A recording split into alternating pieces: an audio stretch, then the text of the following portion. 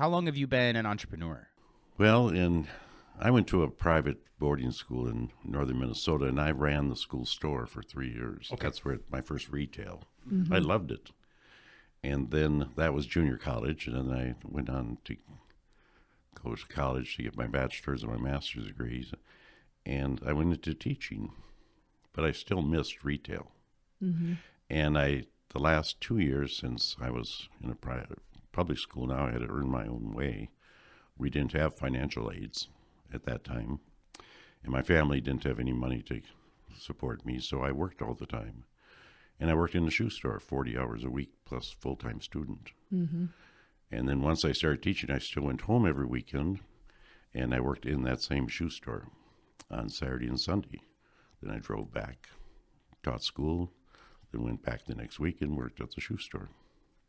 And that's where I became accustomed to working with shoes. And then one day I was selling annual ads in Gays Mills, Wisconsin, and a gentleman connected with the shoe chain approached me and said, "We're losing our store in Richland Center. Would you consider opening?" I said, "No, I'm teaching. I love teaching." He said, "Well, you can do it nights and weekends. You're young, you have time."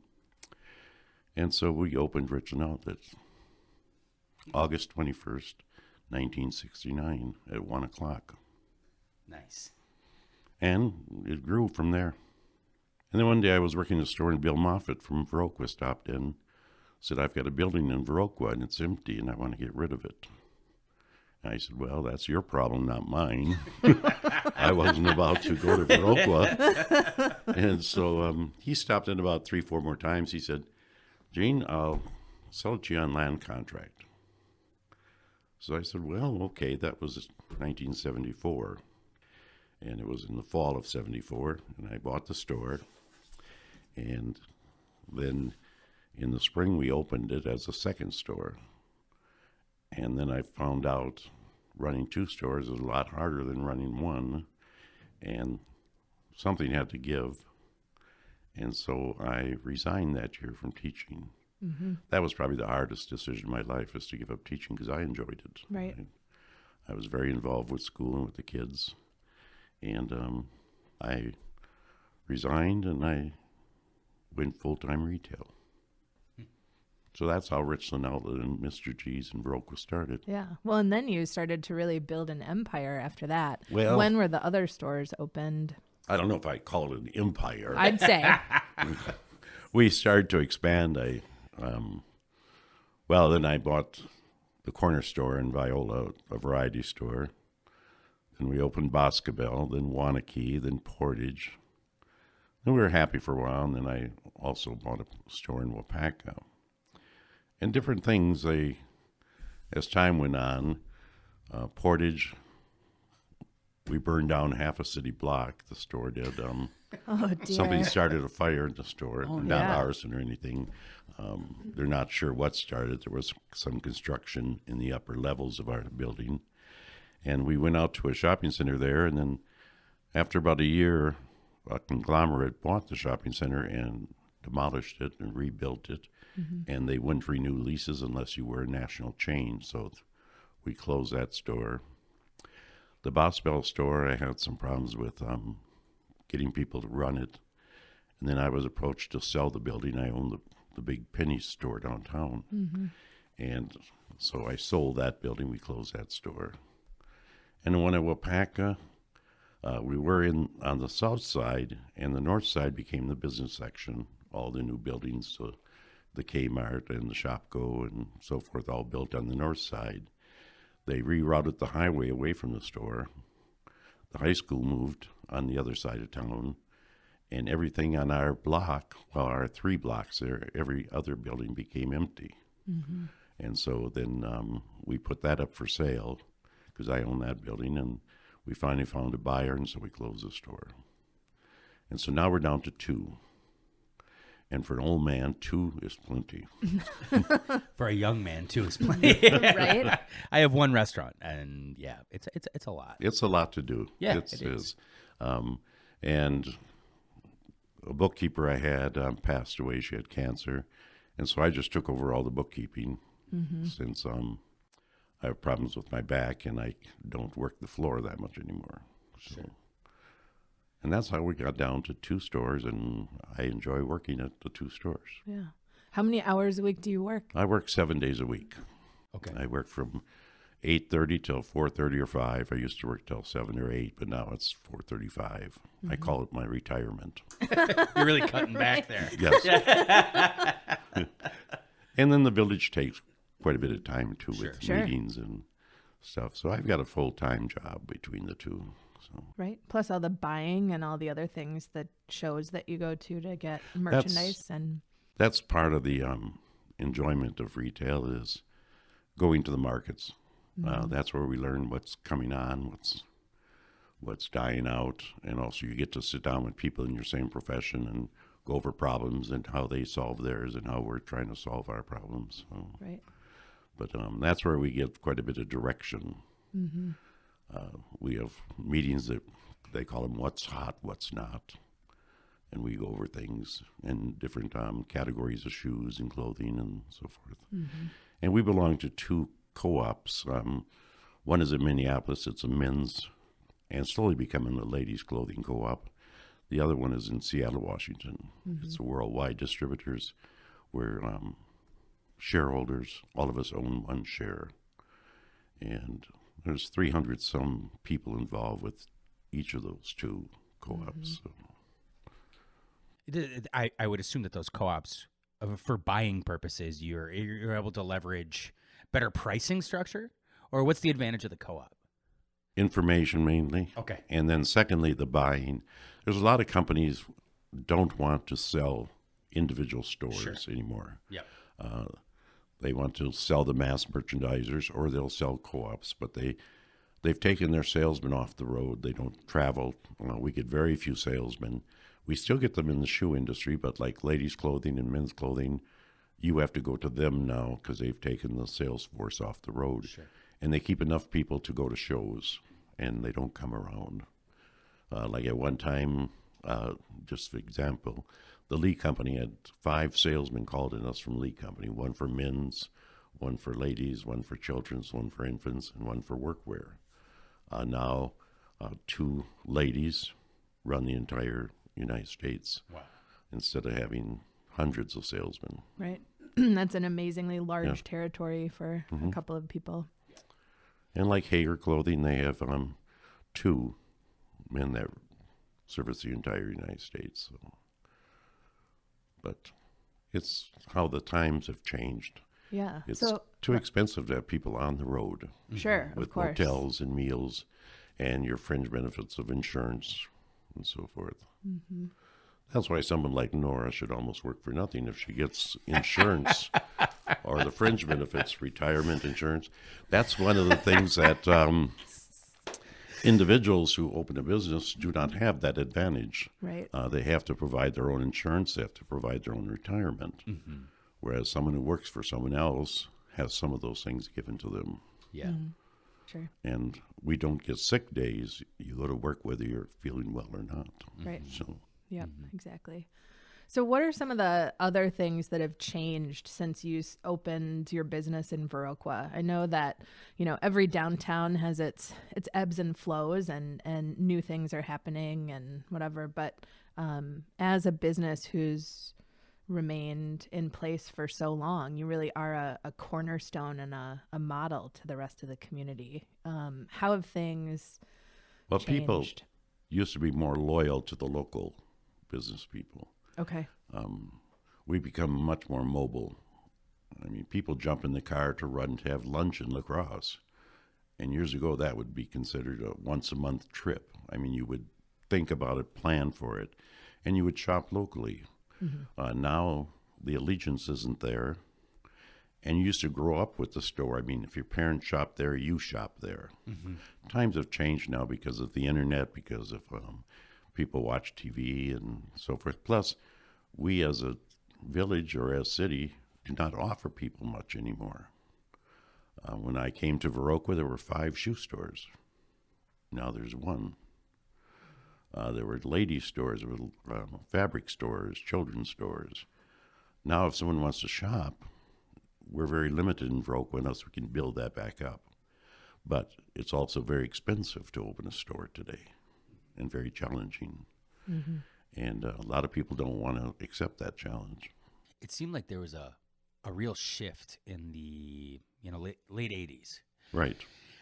With big box retailers coming into, I don't know how you would grade Viroqua as far as like a retail market, but let's say C and D markets, things that are not the primary focus. We're not lacrosse. But you've endured that. Well, they claim, like when Walmart came, they took the city away from the retailers, but I think the retailers let them take it away. We gave it to them. We didn't fight them at all. I mean, everyone ran scared. Yeah. When something new opens in town, you've got to prepare for a downturn for a short time in business. A big new store like Walmart or anything comes into town, people are going to go there to see what's there. They're going to not stop to your place first. They're going to go to the new place. They want to see what it's like. And I think everyone got scared. And they gave up too soon. And some weren't prepared for a downturn, and they probably couldn't stomach it. Yeah. But I think if people would have held on for some time, we'd have more stores yet in town. Sure. But you get scared, and your retirement, your livelihood is in that business, and I better get out of it now while I still have something, and I can walk away with a few dollars and get a job somewhere else. So with that in mind, given that you are the president or the mayor of Viola, correct? Village president. Village president. Okay, sorry. Obviously there's that community development side that you see and you live. For a municipality like Viroqua, or I guess to cut to the heart of the question, I'm looking at this place. Like, what do you see with this place? Because there's a revival, right? There's somewhat of a backlash. People are starting to take interest in investing more in downtown and growing that and the identity of a downtown. And how do you see this playing out in the next 5-10 years? I mean, what do you see as the vision for this place? I think, well, in our case, we've seen our business increase the last several years. Sure. The increase is small each year, but it grows. It's exponential. It just gets larger and larger. Part of it is, I think, banding together as a group. I think Main Street's helped that. Plus, I think there's a genuine feeling among the Viroqua people that we've got to support locally. You hear it always, buy local, locally grown. People are getting in their minds that, there's more to life than the big box store. And they like variety, and they come in, they shop, and they patronize the restaurants. They go to things at the Temple Theater and so forth. I think it's a real, as you say, a revival that's going on in towns. Part of it is the help of the Main Street Committee. Nora does a good job on that. She does. Now, that was $20, Nora. Thank you. Yes. I'll buy you dinner later. Yeah. But we're seeing also Richland Center is the same way. Yeah. And all around you're seeing it's let's keep what we've got, let's grow what we have, not let it die slowly, as it was doing for a long time there. And you go up and down the streets in Viroqua, there isn't much open space at all. Right. But one thing about the pop-ups, and I'll bring the pop-ups up, they don't last long for the most part. They pop up and they pop down, and people even have that feeling. Yeah. Why go there? You're not going to be there in 2 months anyway, or 6 months. And you have to stay. You have to have staying power. And I think one of the things the pop-ups have to realize is that you can't open a door and expect people just to flood in, and I can make a lot of money and pull a living out of that building right away. When I started Richland Center, I didn't pull any money out. I paid myself nothing for 5 years. And I just started putting that money back into the store, and it grew, and that's how we were able to expand. But if you expect to open a door and live high on the, hire everyone, not put your hours in, not work, it won't succeed. It's going to die eventually. So I usually, I have kind of the metaphor that, I guess, owning my own business, or I always say it's the restaurant. You have to look at it in the lens of it's a marathon and not a sprint. Right. You know, the ability to endure a January, a February, early March. You know, those are the months where it really grinds. I know. Yes, exactly. I don't need to preach this one to you. But I do find, like, even when we hire new bookkeepers or accounting staff, you know, I find myself saying that over and over again. It's a marathon, not a sprint. You can't look at that individual daily sales and say, like, well, this is how we lose the business or this is how we make the business. You got to be able to extend that over time. Is that something that you've obviously embraced that philosophy? Yes, and there'll be times when you're going to need outside help. Yeah. During the recession, you might have to go to the bank and borrow some money and take a chance that it's going to snap back. But you've got to have staying power, and it's an up and down all the time. Like you mentioned, certain months are very slow. Well, yes, they are, and you have to prepare for that. And that's what takes the time and the planning in retail. Like we have to order 6 months in advance. Like at the end of January, we had to order all of our winter goods for next year or this coming year.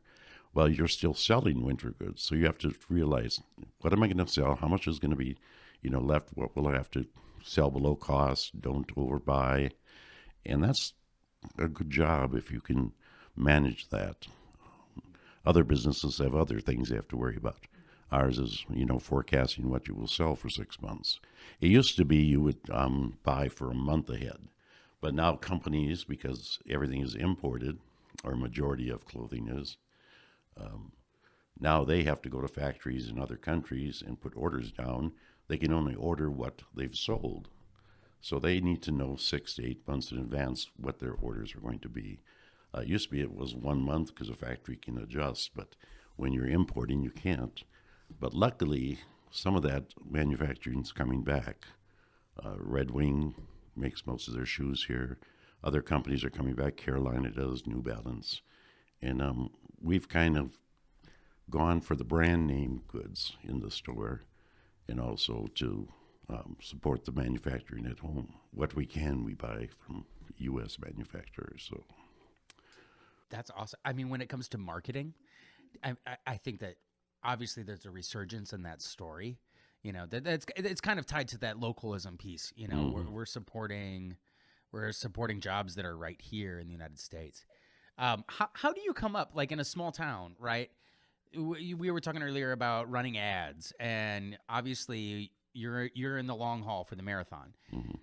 What does marketing look like? What are the changes that you've obviously, weathered, endured, overcome since you first opened that store in 1969, August 21st at, what was it? 10 a.m.? 1 o'clock. 1 o'clock. 1 o'clock. Yeah. Because I was at a teacher's meeting. It was a week before school started. School was starting on Monday. This was a Friday. And we got a break from 12 till 1:30. So I ran to Richland Center because Orla Simonson, the first manager of Richland Center, she was with me for years. And we opened the store at 1 o'clock, and I was able to work for about 15, 20 minutes, and I had to run back to school for the afternoon meetings. But that's the day we opened, and luckily it was back to school time, and we really surprised ourselves at the number of people who rushed in to get shoes for school the next Monday. Sure. And ever since that day, it took off. It was unbelievable. I was very lucky, but I also had some very good help. And that's one of the main things, too. If you're going to have to hire help, you have to make sure they are competent, and you try to keep those people around. So, and I've been lucky. The manager at Richland Center has been there almost 45 years, Viroqua 40-some years. Other people are 15 years, 20 years are working for us. So it's you want those people and you want to keep those good people. So what's the trick to that? I don't know. Well, yeah. Apparently, though, your track record speaks otherwise. I think it's respecting them. I mean, I had the same philosophy teaching. You've got to respect the student. If you expect respect from them, you have to respect them and their ideas and listen to them. And that's one thing I think I do a good job. I listen rather than talk all the time. And I'm more comfortable listening to people and then shaping ideas from what I've heard from several people. But I think respect is part of that, and getting to know your workers and knowing what makes them tick, and they know what makes me tick. So we kind of work together, and it's worked out these years. So That's great. What did you? So you left the Wausau area, yes, right? You went to school, a boarding school. What did you initially study? Like, what was that process like? Because I think that's kind of it's a little rare. I got a scholarship to go to. It was a classical school. It was Latin, Greek, Sure. the antiquities, and the arts. And I was there for 3 years, senior year of high school and junior college. That's as far as I went. And then when I graduated from there, I went into history and English. And I thought I would like teaching, so I went into the education department, and I graduated from Stevens Point with a BS in English and history.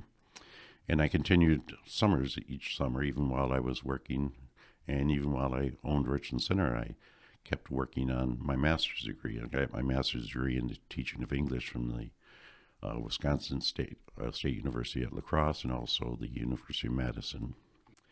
And I got my master's degree, and the next year I retired. Awful stupid, if you ask me. I would have moved up on the salary schedule. Yeah. I think there were 6 months that I was on the new salary schedule, but but I enjoy going to school. I really enjoy it. It was hard because I came from a family with no money, so I had to work. We were able to borrow $350 a semester from the federal government at that time. That was the only financial aids open to people. And there weren't the financial aids that they get now where you work, study, and so forth. So you had to pay your way through if you went, and that's why very few of the economically low class went to college, because it was something for the wealthier people. But now anyone who wants to can find a way to go to college and find the financing that's available. So, but I enjoyed school. Yeah. It always have. So how about the name for your store, Mr. G's? What's the story behind that? The first day at Kickapoo, I came to Kickapoo in middle of the year because I graduated in the middle of the year. Yep. And they called down. They were looking for a teacher who would teach civics and English. I came down to Viola, and I said, no, I don't want to be in a small town. I want it to be somewhere where there are, concerts and lectures. And after being in college all the time, you get that feeling. Mm-hmm. No, I don't want to. So I went back home, and Mr. Murlock was a principal. And he called me about 3-4 times. I just kept saying no. And he said, well, come down again. I want to talk to you. So I went another trip to Viola, and he said, take it for 6 months. I said, well, I would like to go right into my master's program. He said, help us out, because they were losing their teacher in the middle of the year. So I came down and started teaching. The first day in class, a young girl, she was a sophomore, Annette Marshall, comes up to me and she says, we can't pronounce your name.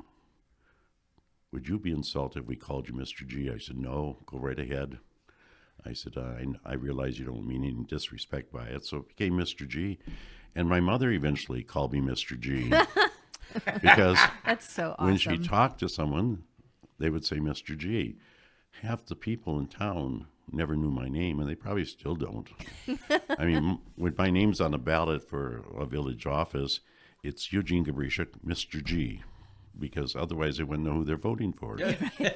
So, and the name just stuck. And so when we opened Richland, the shoe people who helped me out the first couple of years from Milwaukee, they said, name it Richland Outlet, because you might want to sell something besides shoes, so don't call it a shoe store. Just call it Richland Outlet. And so that's how we started. Then it became Mr. G's Richland Outlet. Now it's Mr. G's. Mm-hmm. A few people still call it the outlet. So I like It's a cool story. I love that Exactly. story. So, if you were giving advice to somebody who is opening a business today, so let's say it's a pop-up shop or just a new retailer, what 3 pieces of advice would you give to somebody just starting out with all that you've learned? Talk to the people who have the stores now. Probably talk to, if you can find her, the head of the chamber. She takes a lot of time off. She now is finally working a Friday once in a while, but It's okay. It's all right. We'll just let it fly. Just go for it. talk to the chamber and walk around and walk in the stores and sit down and talk to the people who have businesses.